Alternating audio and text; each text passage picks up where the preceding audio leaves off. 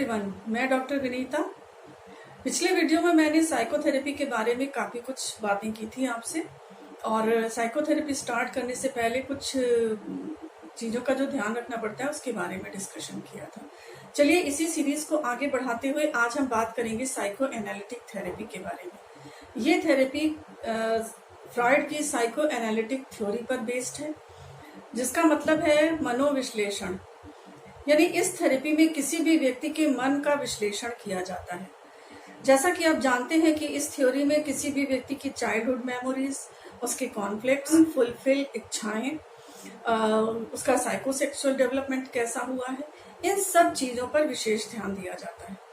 इस थेरेपी का भी बेस वही है।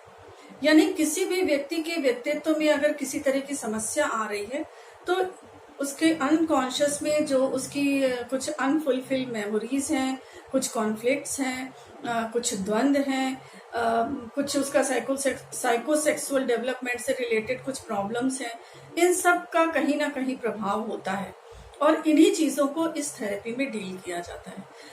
जिस प्रकार से किसी भी भवन के निर्माण के समय उसकी नींव को मजबूत बनाने का पूरा प्रयास किया जाता है, क्योंकि ये मानकर चला जाता है कि अगर नींव मजबूत होगी तो जब बिल्डिंग पूरी खड़ी होगी तो किसी भी तरह की आपदा आएगी, बाढ़ हो, तूफान हो, तो ये बिल्डिंग उसको झेल सकेगी। ठीक इसी प्रकार से किसी भी व्यक्ति के व्यक्तित्व के निर्माण में उसका बचपन कैसा बीता है उसका बहुत इम्पोर्टेंट रोल होता है। तो इस थेरेपी में हम लोग इसी चीज पर फोकस करते हैं कि किसी भी व्यक्ति की चाइल्डहुड मेमोरीज क्या हैं, उसके कॉन्फ्लिक्ट्स क्या रहे हैं, उसका साइकोसेक्सुअल डेवलपमेंट कैसा रहा है, इन सब चीजों पर ध्यान दिया जाता है। मेनली ये टॉक थेरेपी है, यानी क्लाइंट और थेरेपिस्ट के बीच में जो बातचीत होती है या जो एनालिसिस होता है, जो विश्लेषण कहिए आप उसको कि विश्लेषण होता है, उसके आधार पर उस क्लाइंट में कुछ सूझ डेवलप होती है और उसकी समस्या का समाधान हो जाता है और वो अपने जीवन में एकदम नॉर्मल व्यक्ति की तरह अपने जीवन को एंजॉय करने लगता है।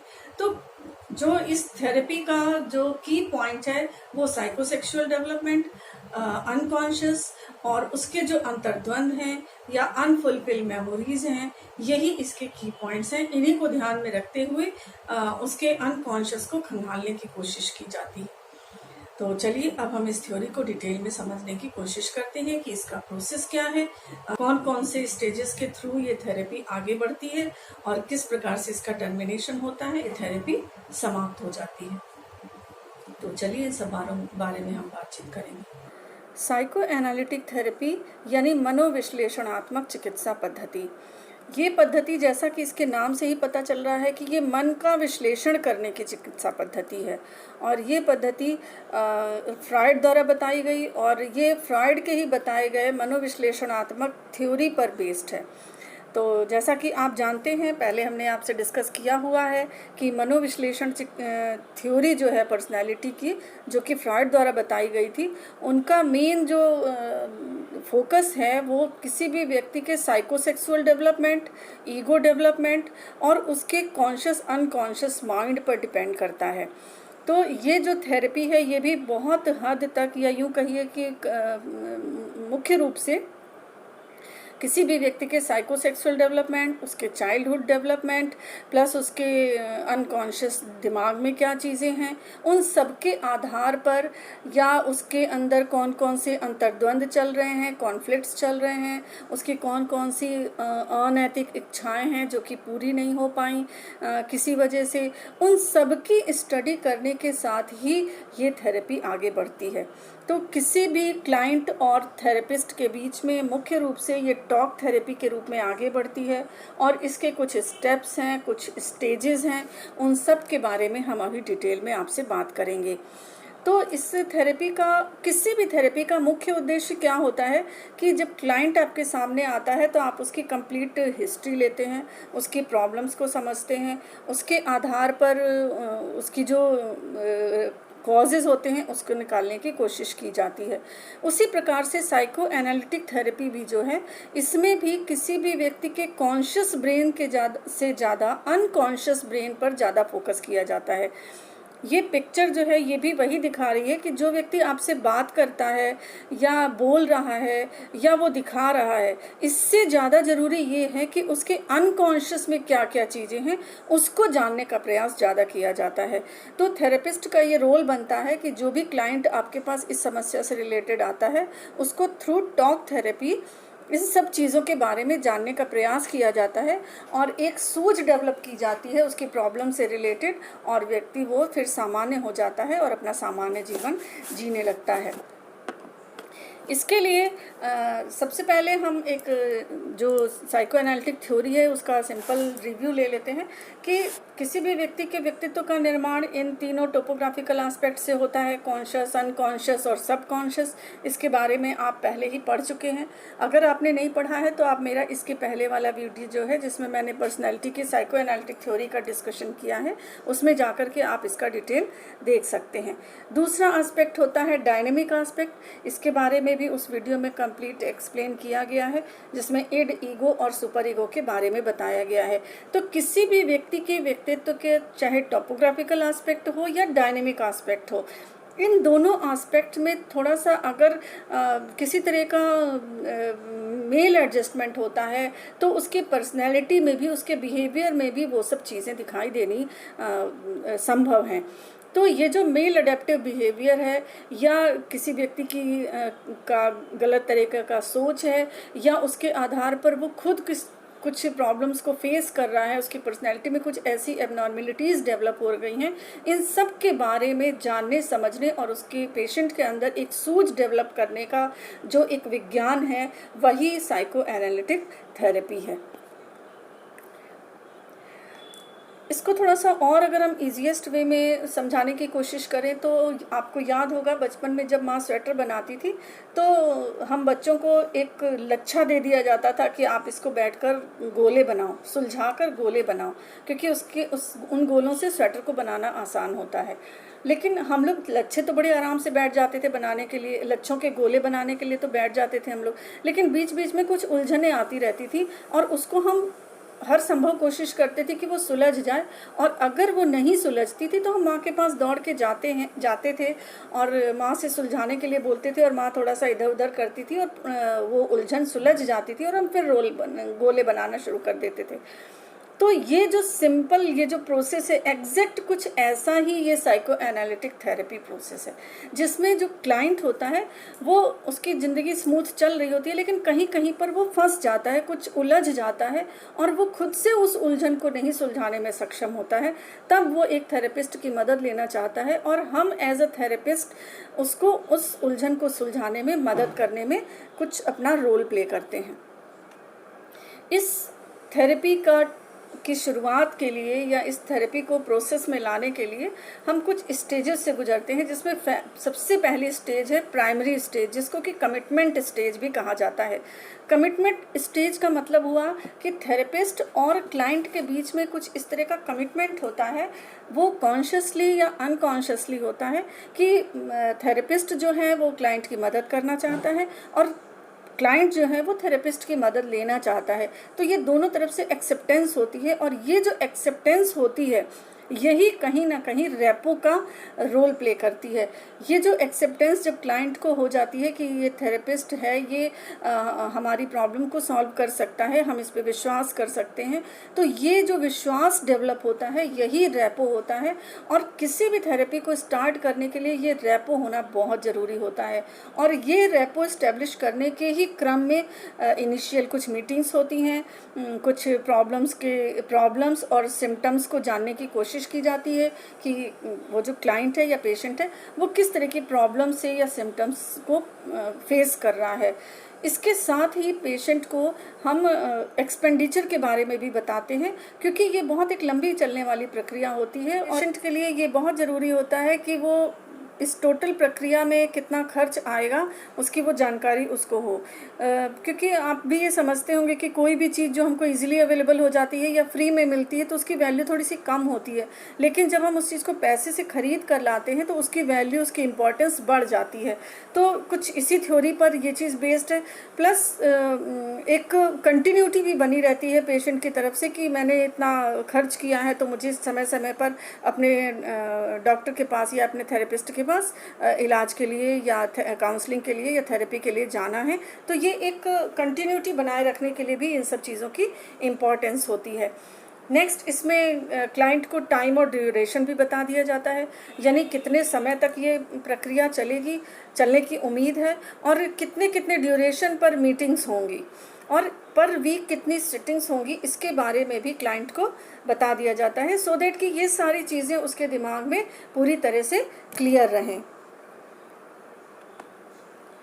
नेक्स्ट स्टेज आती है जब हम प्रोसेस को स्टार्ट करते हैं। तो थेरेपी पोर्शन स्टार्ट करने के साथ अभी तो हमने पूरा प्राइमिंग उसकी कर ली है, उसका कमिटमेंट हो गया, रैपो इस्टेब्लिश हो गया, सारे प्रॉब्लम्स समझ ली गई और एक्सपेंडिचर वगैरह सब बता दिया गया। इसके बाद अब थेरेपी पोर्शन स्टार्ट होता है जिसमें कुछ ये प्रोसेस है जिनको हम फॉलो करते हैं, लेकिन इन प्रोसेस को फॉलो करने से पहले एक सिटिंग अरेंजमेंट करना भी ज़रूरी रहता है कि जो जहाँ पर थेरेपी स्टार्ट होती है वहाँ का जो टोटल एनवायरनमेंट होना चाहिए वो बहुत शांत होना चाहिए, बहुत ज़्यादा रोशनी नहीं होनी चाहिए, किसी तरह का म्यूज़िक नहीं होना चाहिए। इन सब चीज़ों का भी ध्यान रखा जाता है।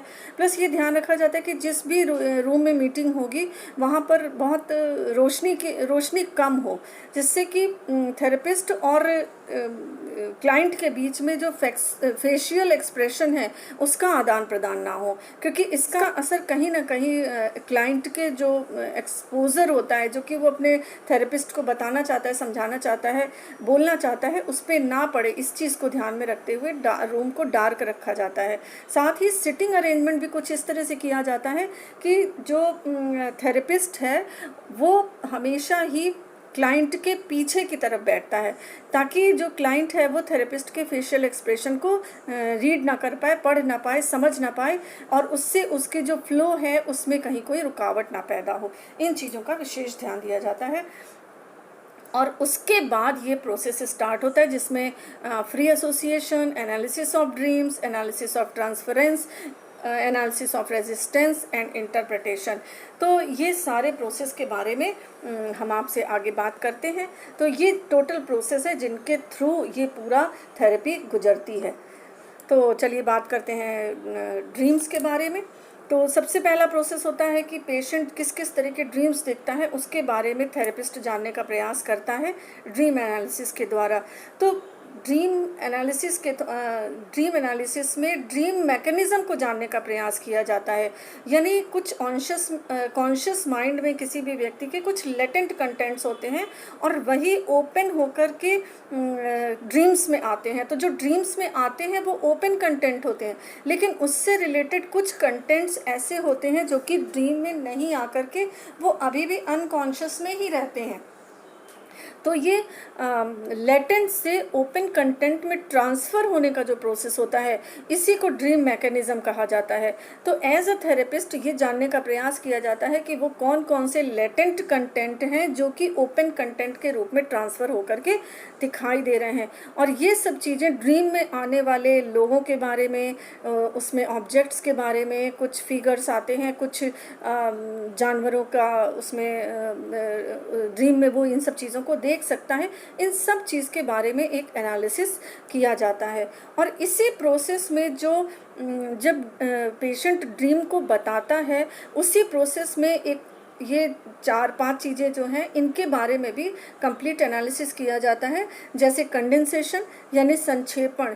जो क्लाइंट होता है अपने ड्रीम को एक्सप्लेन करता है, तो एक्सप्लेनेशन के बीच में वो जितना लंबा ड्रीम देखता है ज़रूरी नहीं कि वो पूरे ड्रीम को एक्सप्लेन करे, तो वो उसका संक्षेपण कर सकता है, उसमें से कुछ चीज़ें काट सकता है या कुछ चीज़ें वो छुपा सकता है। इस तरह की चीज़ें भी देखने में आती हैं। तो इन सब चीज़ों को भी जानना समझना एक थेरेपिस्ट का ही काम होता है।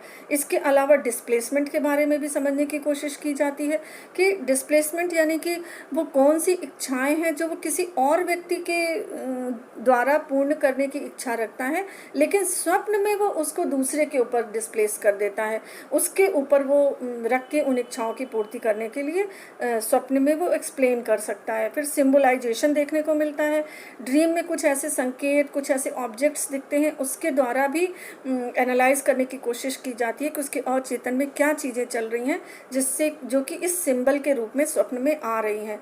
और फिर ड्रामेटाइजेशन को भी देखा जाता है, क्योंकि बहुत सी ऐसी घटनाएं होती हैं जो मिलकर एक अलग तरह की स्टोरी क्रिएट करती हैं। तो वो जो नाटकीकरण या ड्रामेटाइजेशन होता है उस कंप्लीट ड्रीम का, उसके बारे में भी समझने जानने की कोशिश की जाती है।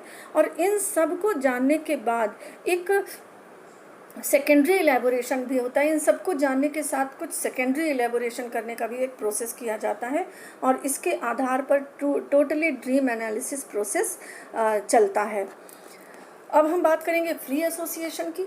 फ्री एसोसिएशन में जैसा हमने आपको बताया कि पेशेंट और थेरेपिस्ट का सिटिंग अरेंजमेंट ऐसा होता है कि उसका फेशियल एक्सप्रेशन, ये सब चीज़ें क्लाइंट को नहीं पता चलती है, जिससे कि किसी भी तरह का हर्डल या कुछ मॉडिफिकेशन वगैरह ना हो जाए। इन सब चीज़ को ध्यान में रखते हुए सिटिंग अरेंजमेंट किया जाता है। तो फ्री एसोसिएशन प्रोसेस में जो क्लाइंट होता है उसके मन में जिस भी तरह के विचार आते हैं वो बोलता जाता है, बताता जाता है, लेकिन थेरेपिस्ट की तरफ से किसी भी तरह का रीइंफोर्समेंट डायरेक्ट या इनडायरेक्ट वे में किसी भी प्रकार का रीइंफोर्समेंट नहीं दिया जाता है। इसी बीच की प्रक्रिया में रेजिस्टेंस देखने में आता है। रेजिस्टेंस इन द सेंस कि वो फिर अपनी कुछ ऐसी बातें होती हैं जो थेरेपिस्ट के सामने नहीं खोलना चाहता है या नहीं खुलना चाहता है। तो ये वो समय होता है जब थेरेपिस्ट का रोल थोड़ा सा बनता है कि वो ये समझने की कोशिश करता है कि आखिर यहाँ पे ऐसा क्या है जो चीज़ वो थेरेपिस्ट से नहीं खोलना चाह रहा है। इसका मतलब है कि यहीं पे कहीं वो कुछ उलझन होती है जिसको सुलझाने के लिए वो थेरेपिस्ट के पास आया है, और थेरेपिस्ट का रोल होता है कि दोबारा यहाँ पर अच्छे से रेपो एस्टेब्लिश करके और क्लाइंट को मोटिवेट किया जाता है कि उन सब चीज़ों के साथ वो थोड़ा सा और ओपन हो, अपनी और फीलिंग्स को एक्सप्लेन करे, और उस स्थिति में पेशेंट को समझने में आसानी हो जाती है।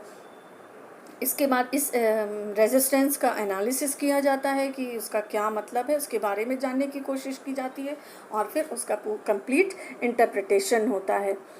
नेक्स्ट बहुत इम्पॉर्टेंट स्टेज होती है जो कि ट्रांसफरेंस की स्टेज होती है, स्थानापन्न जिसको बोलते हैं, यानी जो उसके अंदर अंतर्द्वंद या अनफुलफिलमेंट जो फीलिंग्स उसके अंदर रहती हैं, वो चीज़ें कभी कभी ऐसा देखने में आता है कि वो ट्रांसफ़र हो जाती हैं थेरेपिस्ट के ऊपर। तो वो मे बी पॉजिटिवली ट्रांसफ़र हो सकती हैं या निगेटिवली भी ट्रांसफ़र हो सकती हैं। उसके अंदर किस तरह की फीलिंग है इस पर डिपेंड करता है।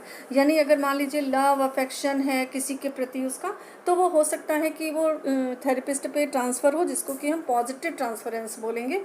या किसी का अग्रेशन, किसी के प्रति गुस्सा, नाराज़गी, ईर्ष्या, इस तरह के भाव अगर ट्रांसफ़र होते हैं तो उसे नेगेटिव ट्रांसफरेंस बोला जाता है। तो ये चीज़ें भी देखने में आती हैं, इसके प्रति भी थेरेपिस्ट को थोड़ा सा कॉन्शियस रहना पड़ता है। एक और चीज़ इसके साथ देखने में आती है और वो है काउंटर ट्रांसफरेंस। कभी कभी ऐसा भी देखने में आता है कि थेरेपिस्ट का अपने क्लाइंट के प्रति ये सारी चीज़ें देखने में आती हैं, तो इस तरह का भी ट्रांसफरेंस हो सकता है। इन सब चीज़ों को भी रूल आउट किया जाता है। नेक्स्ट सबसे इम्पॉर्टेंट स्टेज होती है जिसको कहते हैं स्टेज ऑफ टर्मिनेशन। यानी ये सारा प्रोसेस होने के बाद जब पेशेंट के अंदर एक इंसाइट डेवलप हो जाती है अपने प्रॉब्लम से रिलेटेड, वो बहुत चीज़ें खुद से सॉल्व करना सीख जाता है, तब फिर एक टर्मिनेशन का फेज़ आता है, और ये फेज़ बहुत स्मूथ और सिस्टमेटिक होता है। ये कम्प्लीटली थेरेपिस्ट पर डिपेंड करता है कि वो किस तरह के गैप के बाद धीरे धीरे इस थेरेपी को टर्मिनेशन की ओर ले जाए। तो अचानक से ब्रेक नहीं किया जाता है, वरना फिर ऐसे होने के चांसेस होते हैं कि पेशेंट जहाँ से आता है वापस वहीं उसी स्थिति में चला ना जाए। तो इसलिए बहुत सॉफिस्टिकेटेड वे में टर्मिनेशन का प्रोसेस अप्लाई किया जाता है, और फिर धीरे धीरे ये थेरेपी जो है एंड की तरफ बढ़ जाती है। तो चलिए, आज हमने पूरी तरह से आपको साइको एनालिटिक थेरेपी के बारे में एक्सप्लेन करने की कोशिश की, और मुझे बहुत उम्मीद है कि आपको ये थेरेपी पूरी अच्छी तरह से समझ में आई होगी, क्लियर हुई होगी। तो अगर अच्छा लगा हो आपको मेरा ये लेक्चर, तो इसके लिए मुझे कुछ लाइक्स और शेयर तो बनता है। तो कृपया आप कोशिश कीजिएगा कि लाइक शेयर करें और कोई कमेंट भी करें तो मुझे अच्छा लगेगा। नेक्स्ट वीडियो में मैं एक नए टॉपिक के साथ आपके साथ दोबारा आऊँगी। तो आज के लिए इतना ही। Thank you.